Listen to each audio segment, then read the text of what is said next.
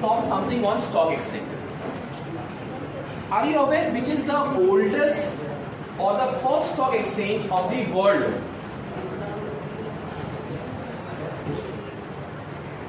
Oldest or first stock exchange of the world?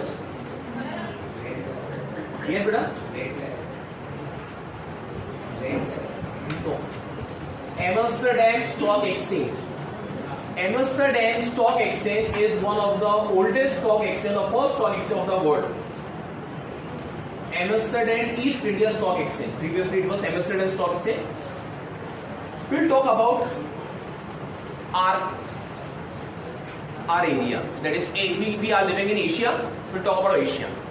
So Asia के अंदर this is the oldest stock exchange. That is known as what?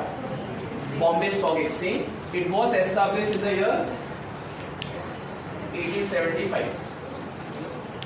And NSE was established in the year 1992. National Stock Exchanges.